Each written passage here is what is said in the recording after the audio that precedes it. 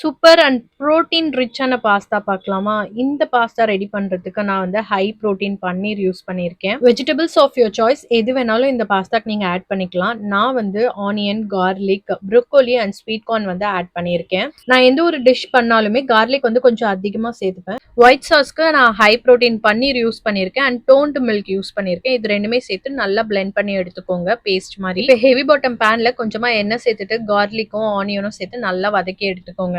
இது கூட வந்து நான் கேப்சிகம் பொடியா கட் பண்ணி வச்சிருக்கதையும் சேர்த்து நல்லா சாட்டே பண்ணி எடுத்துக்கிறேன். இதுக்கு அடுத்ததா வந்து ப்ரோக்கோலிஸை பிளான்ச் பண்ணி அதையும் கட் பண்ணி எடுத்திருக்கேன். அதையும் சேர்த்துட்டு வேக வச்சு எடுத்திருக்கிற ஸ்வீட் கார்ன் இது எல்லாமே சேர்த்து நல்லா கலந்து விட்டுருங்க. ஹை ஃபிளேம்ல ஒரு 2 மினிட்ஸ்க்கு சாட்டே பண்ணிட்டு அடுத்ததா 1 ஸ்பூன் ஷேஷ்வான் சாஸ், 1 ஸ்பூன் செரி டொமேட்டோ சாஸ் ஆட் பண்ணி நல்லா கலந்து விட்டுட்டேன். 2 சாஸ்க்கான ரெசிபியும் என்னோட வெர்ஷன்ல அவைலபிளா இருக்கு நம்ம சேனல்ல. இன்ஸ்டாகிராம்ல வந்து ஹைலைட்ஸ்ல செக் பண்ணி பாருங்க. யூடியூப்ல பாக்குறீங்கன்னா ஃபர்ஸ்ட் கமெண்ட்ல பின் பண்றேன். அரைச்சு வச்சிருக்க பன்னீர் பேஸ்ட் ஆட் பண்ணி நல்லா கலந்து விட்டுருங்க. பால் தேவைப்பட்டுச்சுன்னா கன்சிஸ்டன்சிக்கு ஏற்ற மாதிரி ஆட் பண்ணிக்கோங்க. வேக வச்சு எடுத்துருக்க பாஸ்தாவை சேர்த்து நல்லா கலந்து விட்டுட்டு ஃபைனலா மொசரல்லா சீஸ் ஆட் பண்ணி கலந்து விட்டு சர்வ் பண்ணுங்க. ரொம்ப சூப்பரா இருக்கும். கண்டிப்பா ட்ரை பண்ணி பார்த்துட்டு உங்க வியூஸ் அண்ட் கமெண்ட்ஸை மறக்காம தெரிவிங்க. இதே போல வேற ஒரு ரெசிபியோட நான் உங்களை சந்திக்கிறேன். until then bye.